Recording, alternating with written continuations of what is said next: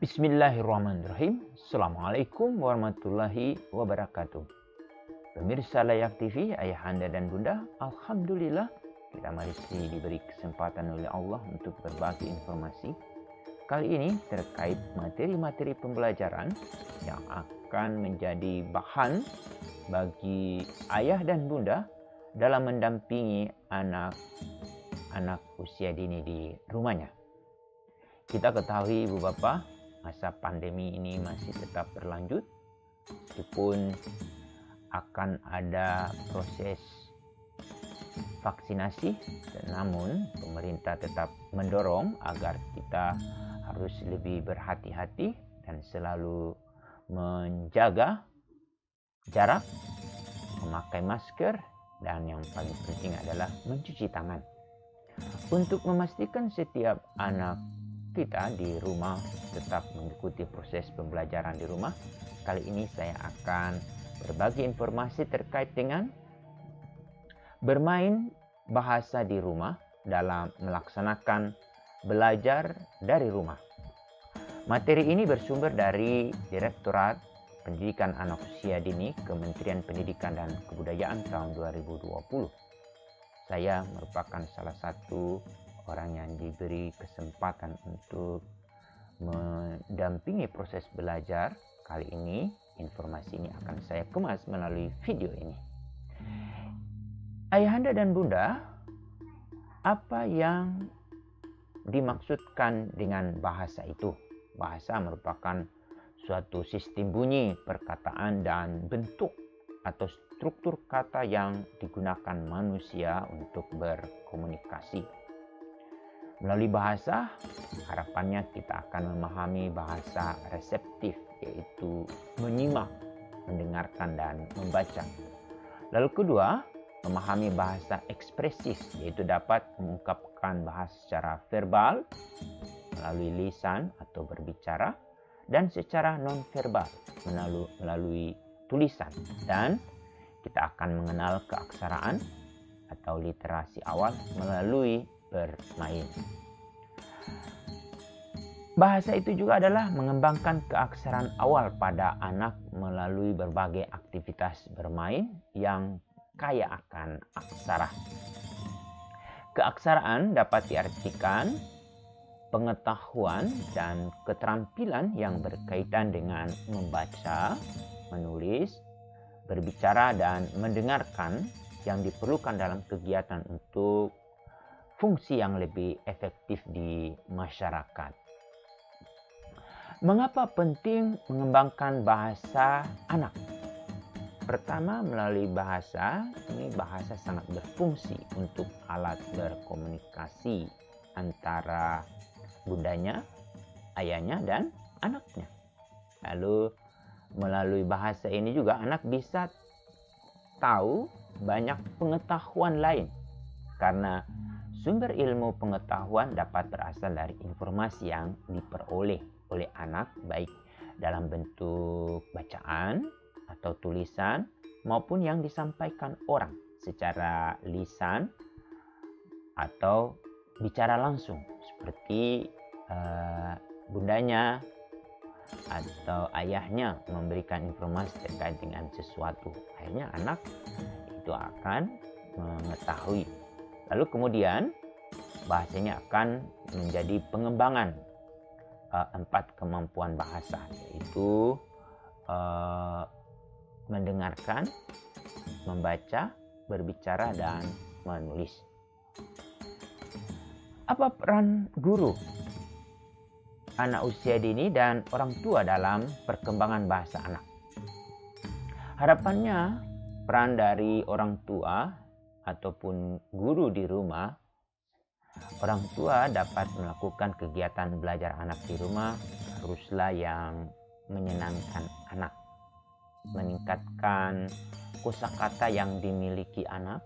Kalau bisa setiap hari bundanya memperkenalkan apa saja yang ada di dapur, lalu kemudian apa saja yang ada di tempat tidur, apa saja yang ada di ruang tamu, apa saja yang ada di halaman rumah. Ini bunda atau ayah atau orang yang ada di rumah perlu membantu anak-anak kita yang berada di usia dini untuk mengenalkan semua apa-apa yang ada di sekitarnya. Dengan begitu, akhirnya anak akan meningkat kemampuan dalam mendengarkan, lalu memahami dan menceritakan kembali cerita yang dia dapatkan dari orang dewasa yang ada di sekitar dia. Di mana anak dapat bermain bahasa? Ini dapat kita identifikasi. Kegiatan bermain bahasa dapat dilakukan di berbagai tempat di rumah, seperti yang saya sampaikan tadi, di halaman rumah, di ruang tamu, di ruang keluarga, di dapur atau di kamar tidur. Alat dan bahan permainan bisa kita mulai dengan mengamati foto keluarga. Bisa juga kita mengamati foto rumah atau koran atau majalah anak yang bergambar atau buku cerita, melalui syair lagu anak-anak, kemudian tanaman di halaman, hewan peliharaan di rumah, cat warna buatan sendiri, atau melalui kalender bekas, kemudian kuas, pensil, ballpoint, serta angka dan huruf alfabet yang kita bisa buat dari kalender bekas. Jadi ibu bapak, ini menjadi tantangan buat kita semua untuk membantu proses berkembangnya bahasa anak. Pertanyaan selanjutnya, bagaimana tahapan perkembangan bahasa anak? Ada 3 tahapan perkembangan bahasa anak itu. Pertama adalah tahap awal membaca, yaitu usia 0 sampai 3 tahun. Membaca itu bukan harus membaca buku, membaca apa yang dia lihat. Cuma orang dewasa memahami bahwa anak sedang mengamati, dia sedang membaca, ya.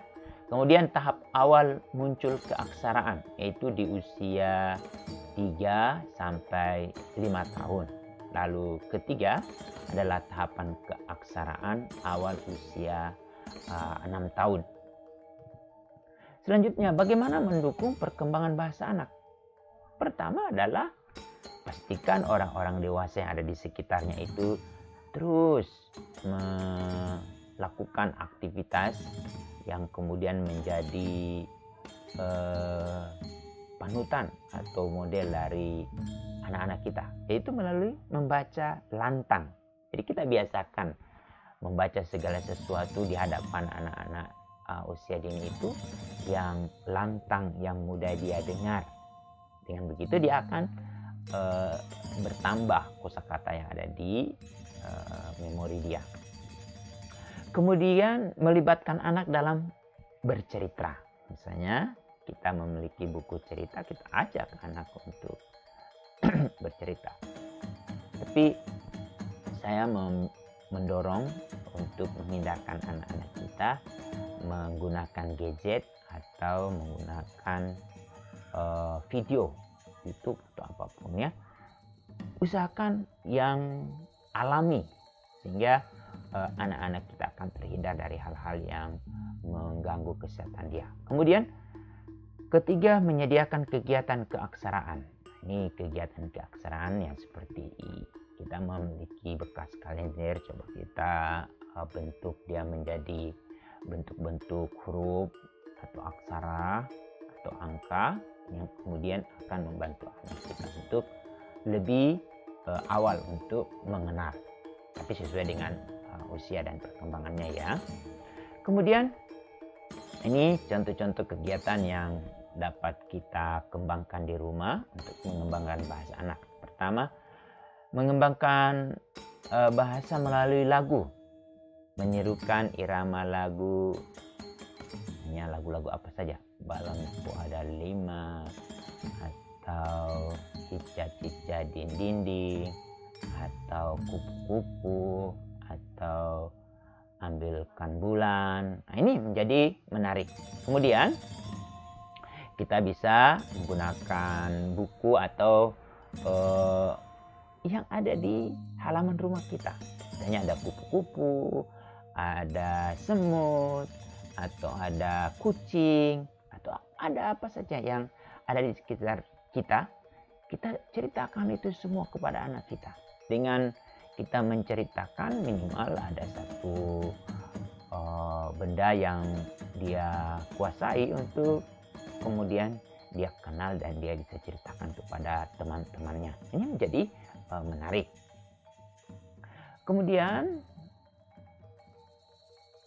tahapan perkembangan menulis anak. Ini jadi menarik ya. Ke depan juga mulai harus kita perhatikan. Ada 8 tahapan perkembangan menulis anak. Pertama, melalui coretan awal. Coret-coret seringkali digabungkan seolah-olah krayon tidak pernah lepas dari kertas. Wah, ini menjadi menarik ya. Tahapan kedua, coretan terarah. Tanda-tanda tertentu seperti garis-garis atau titik-titik diulang-ulang. Biasanya lonjong, tanda-tanda ini belum berhubungan. Kemudian tahapan 3 adalah pengulangan garis dan bentuk. Lalu tahap 4 berlatih huruf. Si anak kita sudah mulai kita bantu untuk berlatih huruf. Anak-anak biasanya sangat tertarik huruf-huruf dalam nama mereka sendiri.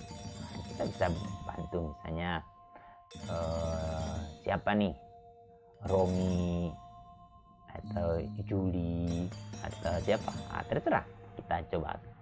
Apalagi kalau namanya dia sangat senang, pinginnya dia cepat-cepat mengetahui bagaimana cara menulis nama. Tahapan kelima menulis namanya. Menarik ya.